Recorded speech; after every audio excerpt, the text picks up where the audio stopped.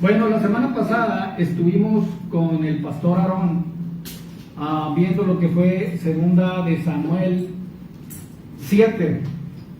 Y la semana pasada, bueno, más bien, antes de comentar lo de la semana pasada, lo de la semana pasada, les comento, lo que veremos el día de hoy, segunda de Samuel 8, es el resultado de segunda de Samuel 7.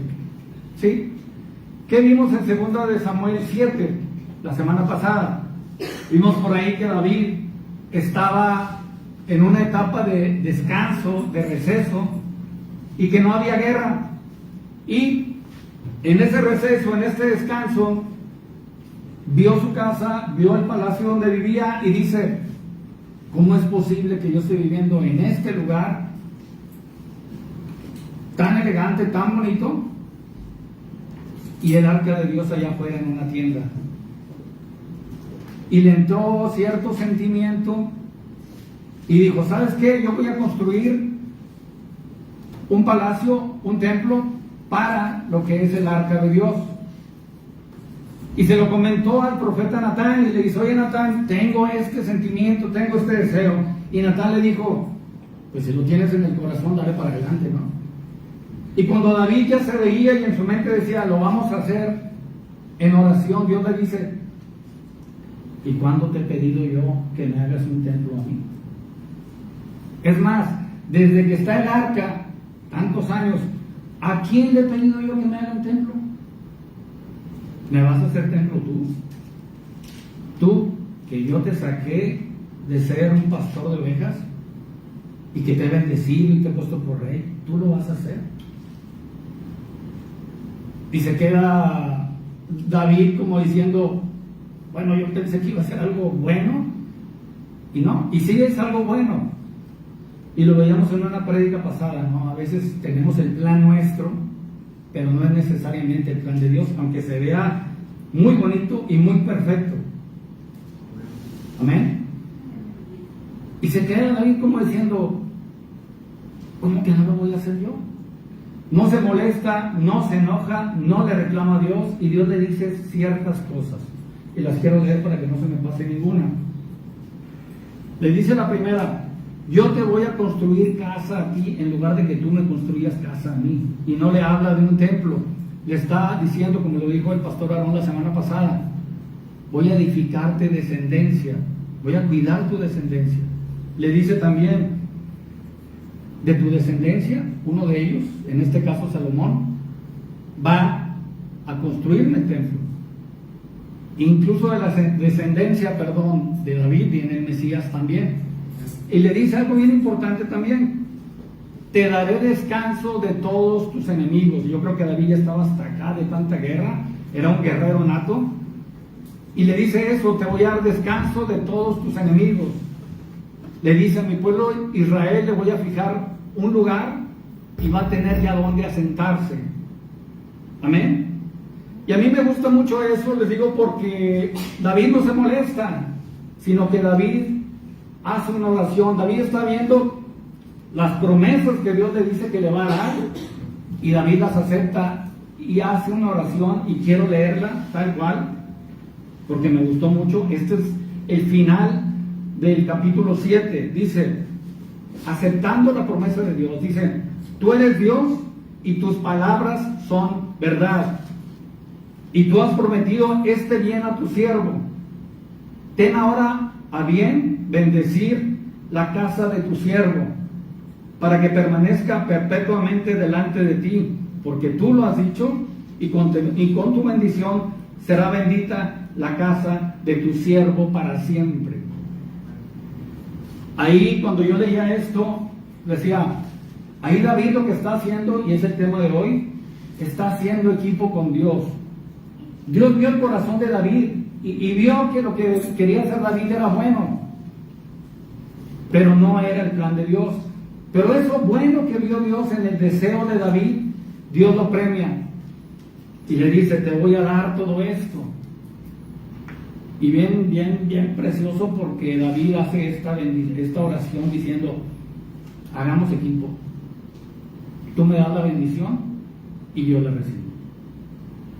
Cosa más hermosa, ¿no? Tenemos un Dios que nos Ahora sí que aquí está lleno de promesas, y son promesas que se han cumplido y tú las has visto en tu vida una y otra vez, y todavía falta.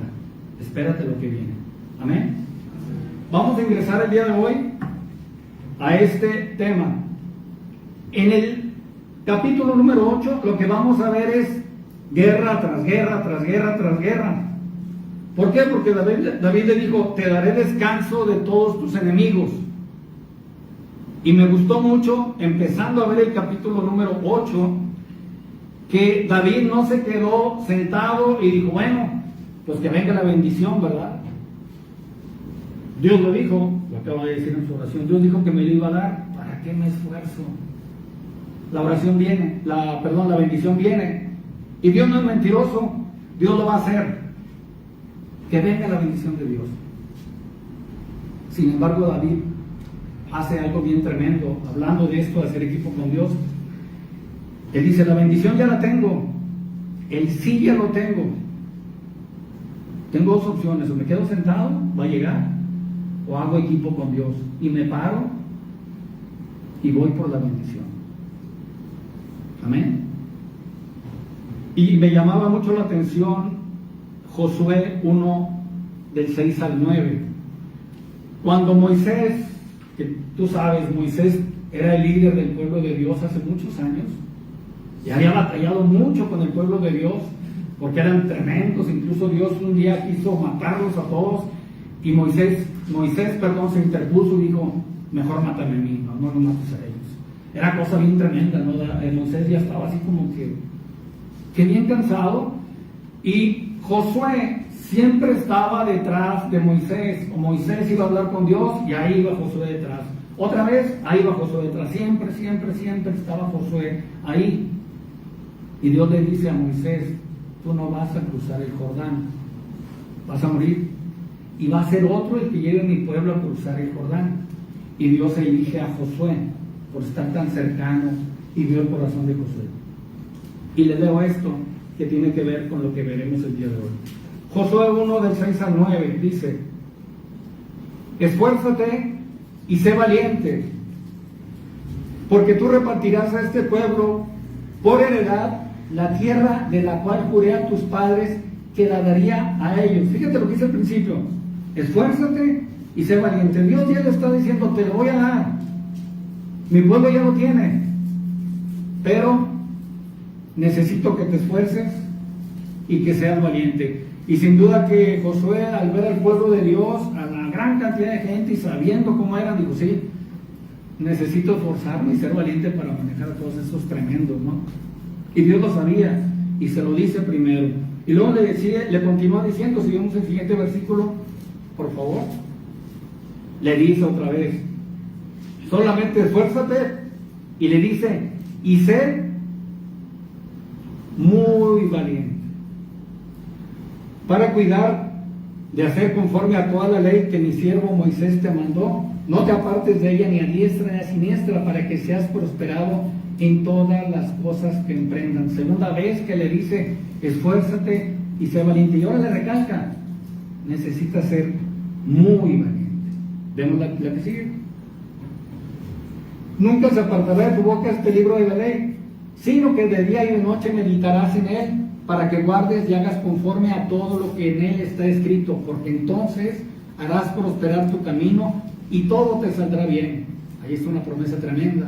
Y finalmente le dice, mira lo que te estoy diciendo, que no se te olvide, que te esfuerces y que seas valiente. Tercera vez, no temas ni desmayes, porque Jehová tu Dios estará contigo. Y esto también ahorita se lo dice a David, estará contigo donde quiera que tú vayas. ¿Qué le está diciendo Dios?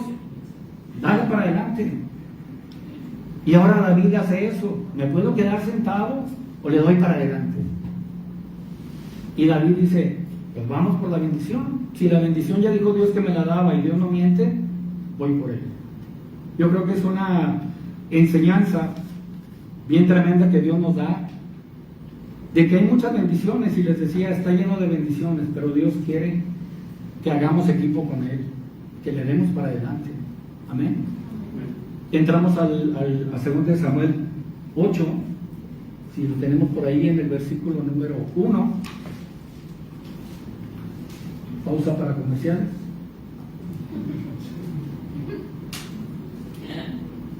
Versículo número 1 dice: después de esto, ¿después de qué? Después de la oración y de ese pacto que hizo Dios y David, ¿verdad? Tú me bendices, yo lo acepto. Y ahora dice, vamos a darle para adelante.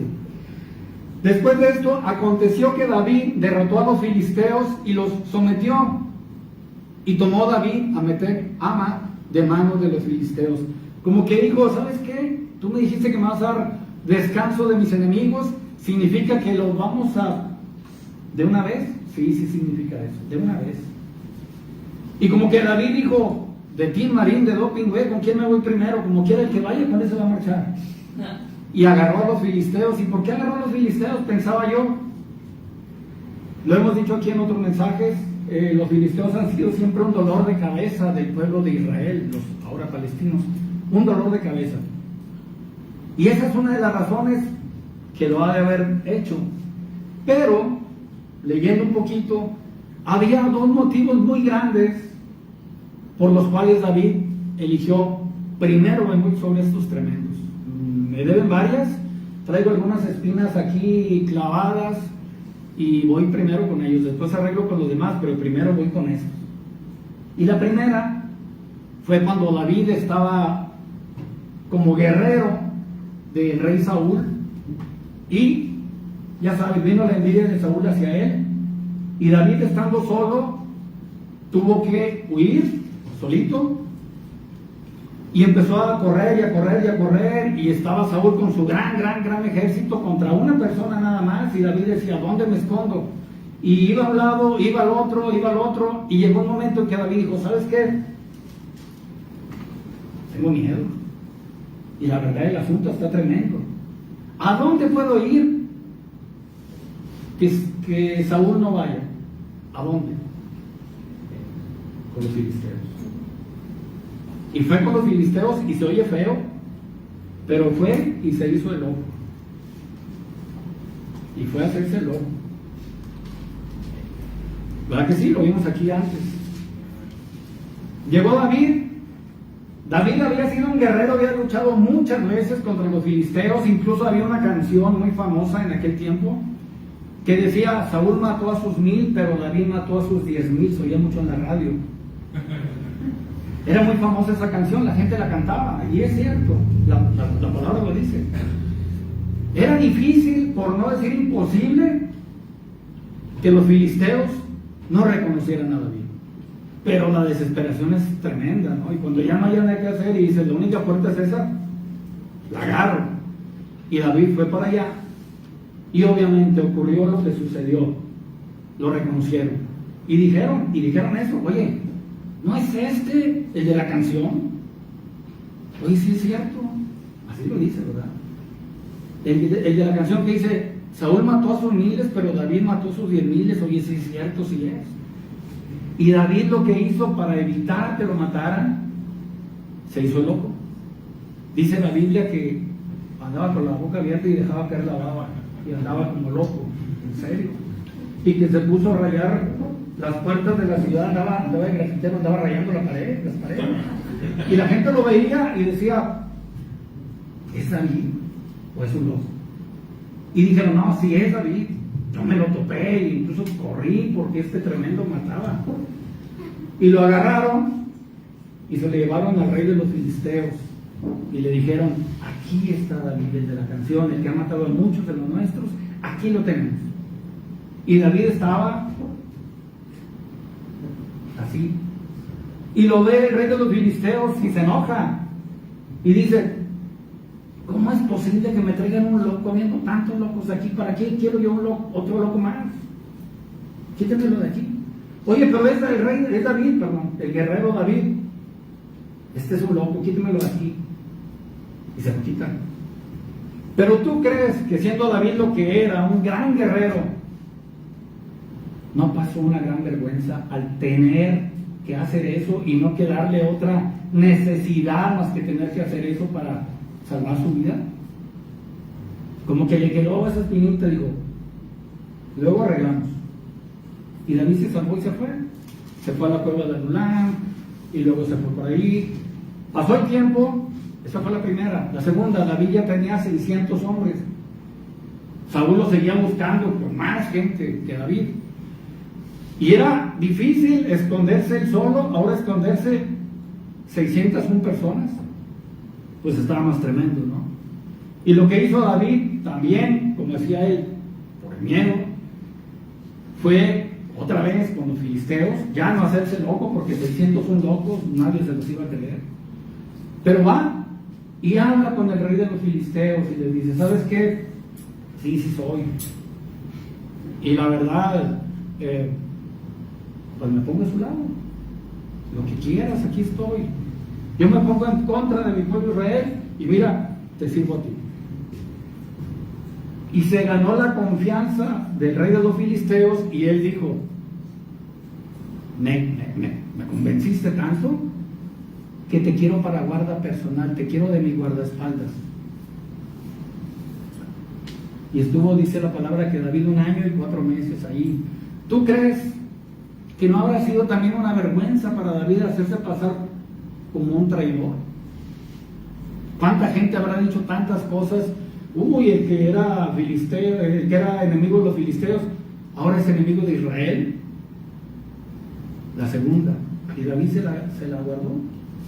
Ahora, después de esa promesa de Dios, David dice, primero los filisteos me la deben. Y decía esto, ¿no?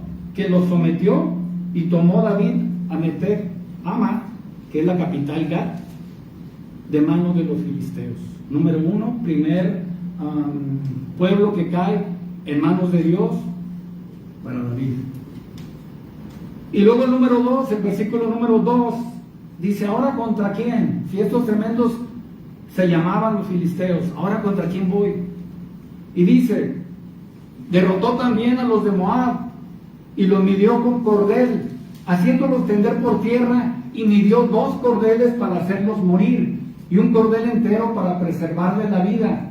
Y fueron los moabitas siervos de David y pagaron tributo. Y surge aquí una pregunta, oye, ¿y por qué te fuiste contra el pueblo de Moab? Si tu bisabuela Ruth es de ahí, son parientes tuyos. Incluso hubo una época cuando David andaba solo y Saúl lo andaba persiguiendo, que él, por miedo a que Saúl le hiciese algo a sus padres, los tomó, fue a Moab y le dijo al rey de Moab, te los encargo, déjame que se arregle esto, a ver qué Dios dice y lo que va a pasar entre Saúl y yo, pero por mientras te encargo a mis padres. Había un buen lazo entre Moab y David. La Biblia no explica qué pasó con los papás de David, pero lo que aparece es esto. Y lo lees y dices, ¿cómo está el asunto? Que cordel y medio, cordel, 2 cordeles. Y leyendo ahí un poquillo, había algunas versiones, la que considero que es la correcta, y fue algo bien tremendo. David lo que hizo, y a mí me pone a pensar que había mucho sentimiento en David para haber hecho eso.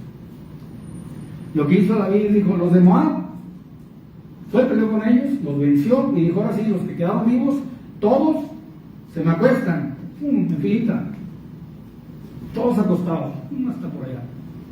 Hicieron esto, un cordón de cierta distancia, y dijeron, de aquí a acá, estos sepárenmelos, quedan vivos.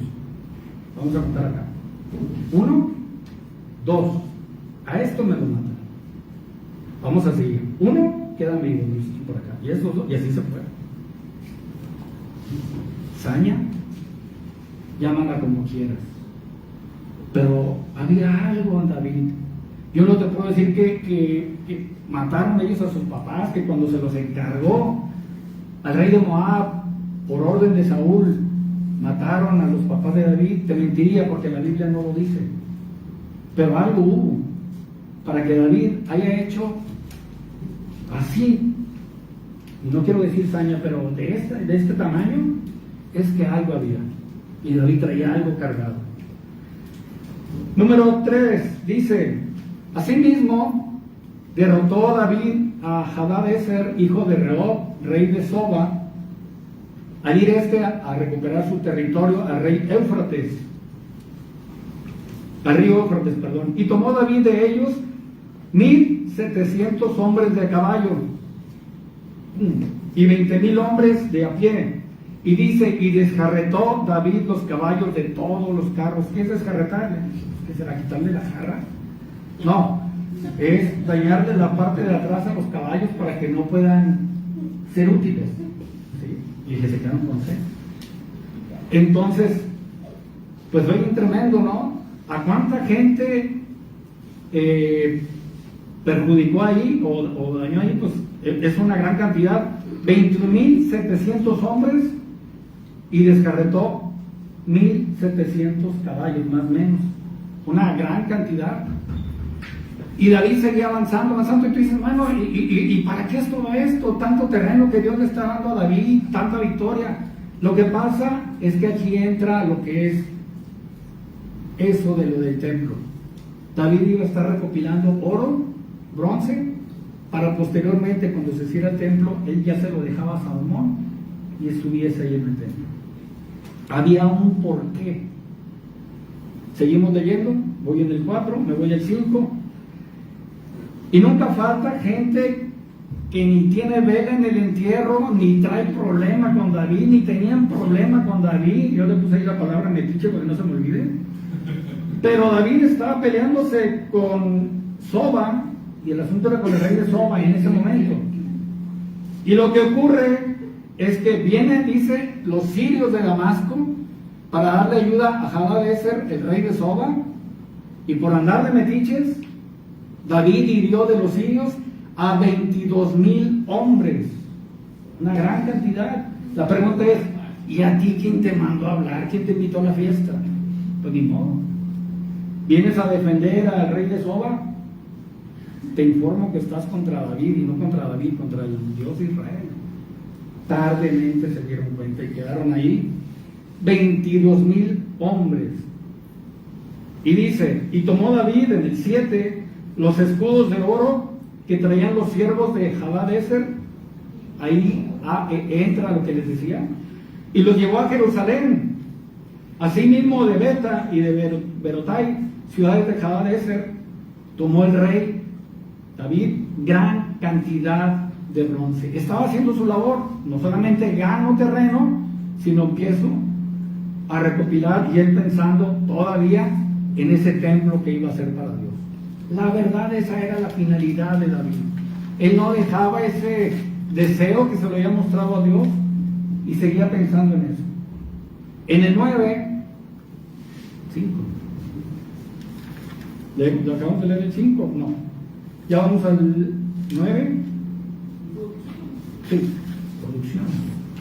Entonces, oyendo Toi, rey de Hamat, que David había derrotado a todo el ejército de Hadad-ezer, el miedo no anda en burro, envió Toi a Joram, su hijo, al rey David, para saludarle pacíficamente. ¿Verdad? David, somos amigos. Somos amigos. Y le temblaban las rodillitas, David, somos amigos.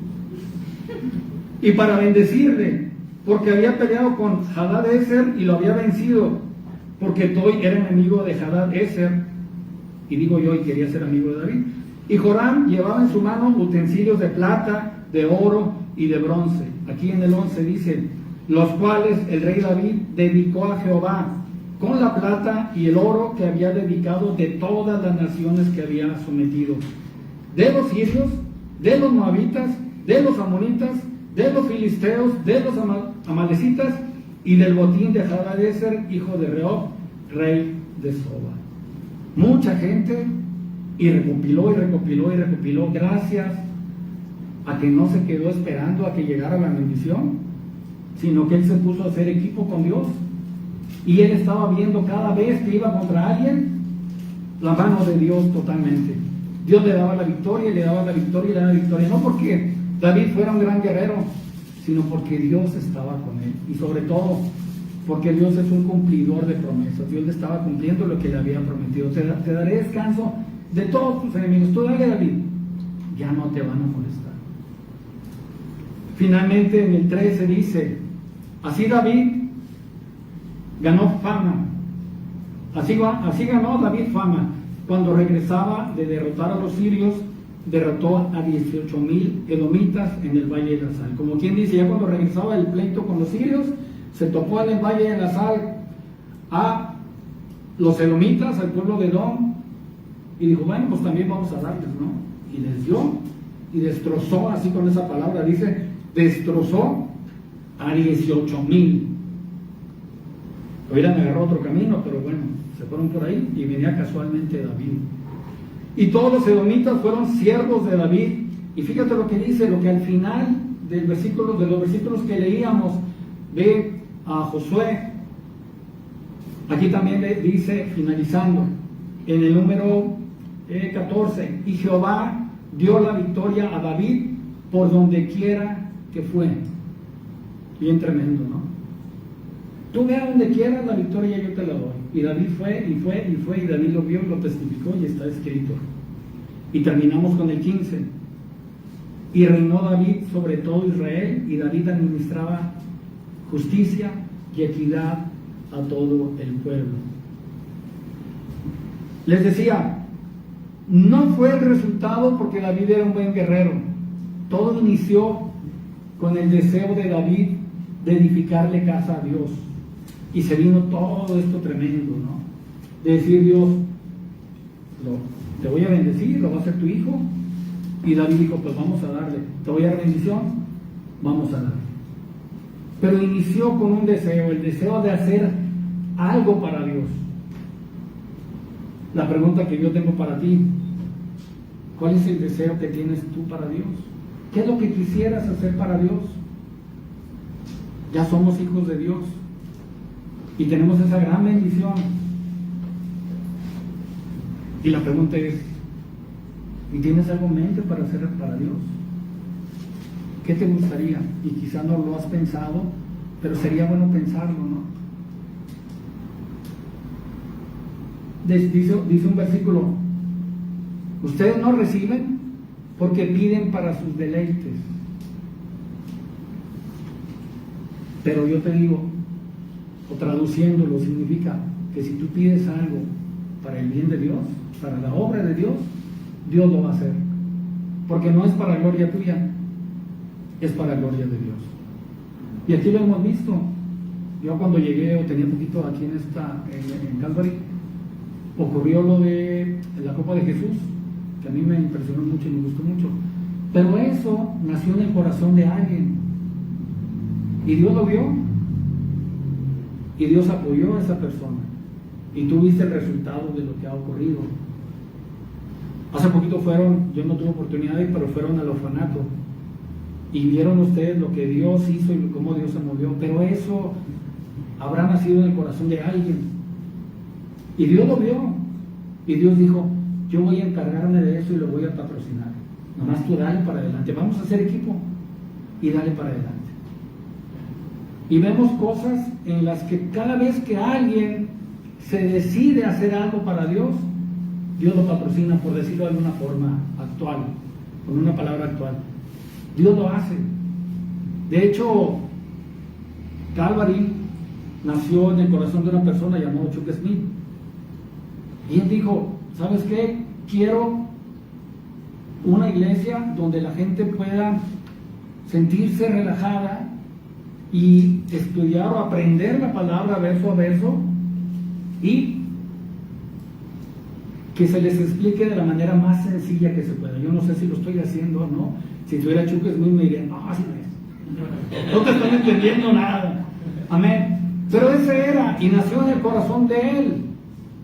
Y Dios ha hecho que Calvary esté ahora en todo el mundo. Hasta en Monterrey.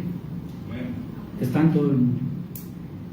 Porque alguien quiso hacer algo para la gloria de Dios y Dios dijo, a ese le entro, hagamos equipo, te patrocino, vamos a dar.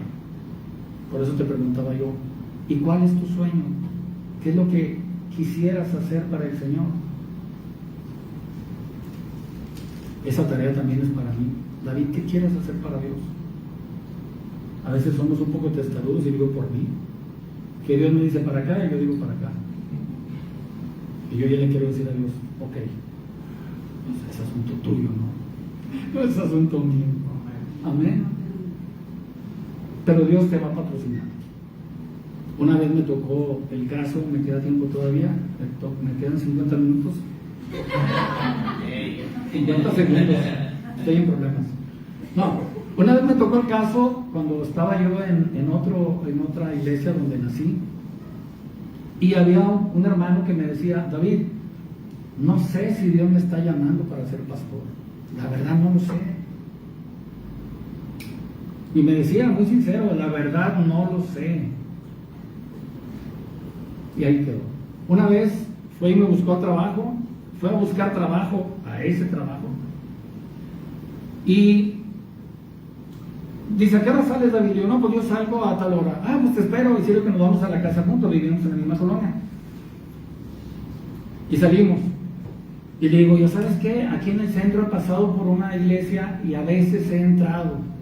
Solamente he entrado, veo el mensaje y me salgo. No he platicado con nadie, no conozco a nadie, no, ni con el pastor, pero he venido y me ha parecido bien. Y cuando vamos al centro, le digo, mira, esa es la iglesia que te comenté. ¿Qué te parece si entramos? Sí, ¿tienes tiempo? Sí, vamos a darle, vamos. Y nos sentamos y nos tocó así, luego adelante. Era una iglesia muy pequeñita, con 8 personas. Y el pastor empieza a predicar y a predicar y a predicar. No te mentiría si te dijera de qué estaba predicando. Pero de repente se para y se nos queda viendo y se le queda viendo a él en específico. Y yo dije, le voy a decir a ti que te invitó, ¿verdad? Y se le queda viendo y se queda pensando y le dice, si Dios no te invitó a hacer la obra, Él no va a mover ni un solo dedo para ayudarte. Pero si él fue el que te invitó para trabajar en su obra, Él te va a ayudar. Y siguió predicando. Y yo me quedé así como que, oh. Salimos y nos quedábamos viendo de reojo, y ya se detiene mis oídos.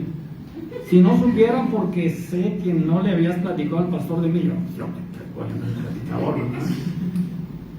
Pero sí viste lo que me dijo. Le dije, no, pues sí, le dije, yo también casi me iba para atrás. Estuvo tremendo, ¿no?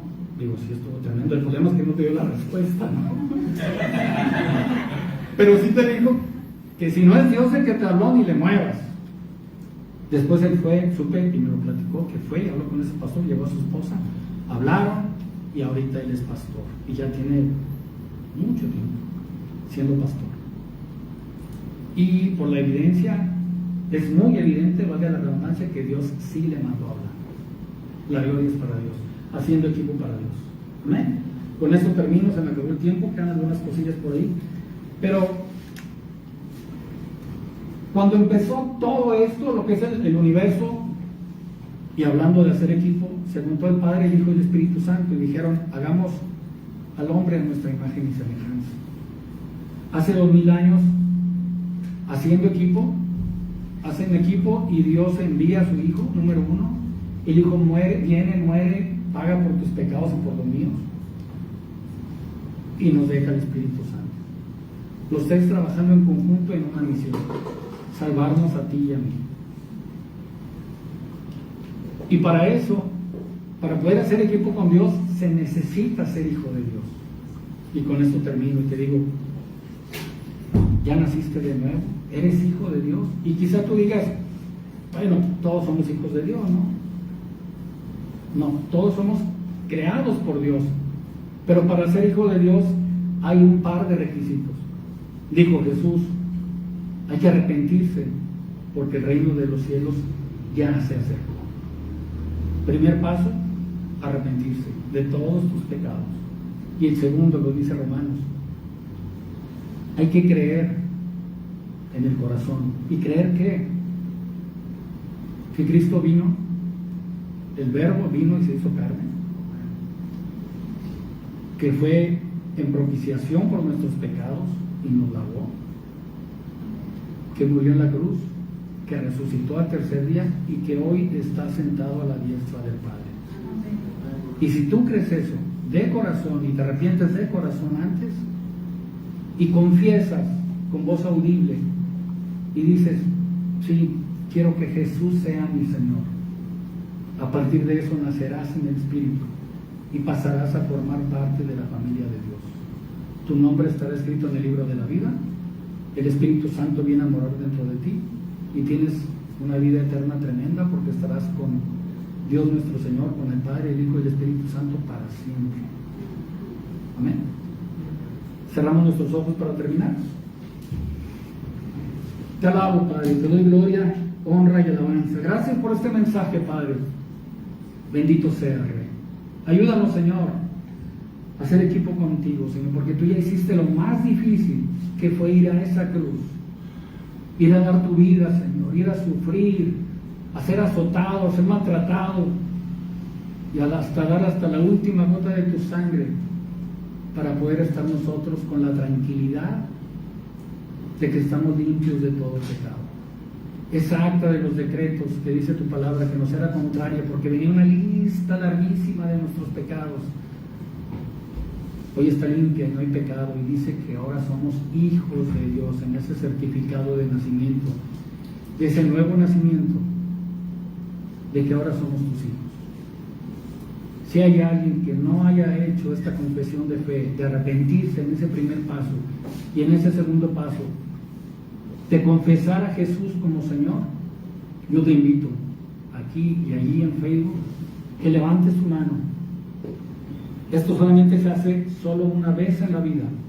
Que levantes tu mano porque el Señor está aquí y el Señor te ve y el Señor quiere adoptarte y que tengas una nueva vida. Amén. Y si ya todo lo hemos hecho, vamos a orar. Gracias, Señor, por la palabra del día de hoy. Gracias, Señor, porque eres bueno, porque para siempre es tu misericordia. Gracias, Rey, por eso que hicieron el Padre, el Hijo y el Espíritu Santo, de mandar al Verbo a que se hiciese carne, a rescatarnos de esta muerte espiritual en la que estábamos. Gracias porque hoy podemos decir, Abba Padre, podemos decirte papi, podemos decirte papito, con mucha confianza. Y algún día estaremos contigo allá arriba y te veremos cara a cara. Y te podremos abrazar, Señor Jesús, y darte ahora sí en persona las gracias por eso tremendo que hiciste por nosotros. Y pedirte perdón también, Señor, porque te maltrataron por culpa de mi pecado y del pecado de cada uno de nosotros. Te alabamos, te bendecimos, Señor. Gracias porque vas con nosotros allá donde vamos. Ponemos en tus manos las cargas de cada uno de mis hermanos y las mías propias, para que obres, Padre, para que hagas equipo con nosotros. Confiamos en ti y depositamos nuestra fe en ti, Señor. A ti la honra, la gloria y la alabanza, y te decimos gracias, Jesús, amén y amén. Gracias, hermano. Hemos terminado. Gloria a Dios.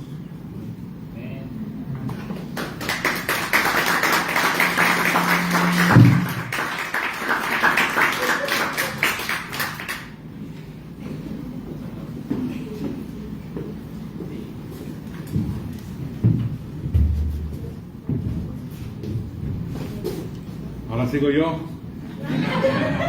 No es cierto. Estoy muy contento de que todos estemos aquí juntos nuevamente. Sé que pues hasta lágrimas salieron de que pues duramos 2 semanas sin vernos, pero ya estamos aquí, gracias a Dios. Y pues los espero el domingo. El domingo no va a haber venta de comida porque nos vamos a ir directamente a la quinta, así para que vengan con sus shorts, sus sandalias y preparados para jugar voleibol y a ver qué hacemos ese día. Como no celebramos a los papás este domingo se va a hacer ceviche para los papás, así que si tú eres papá, vente con hambre porque va a haber ceviche. Nomás a los papás se le van a dar ceviche. Sí. Los papás se van a dar ceviche y carne asada.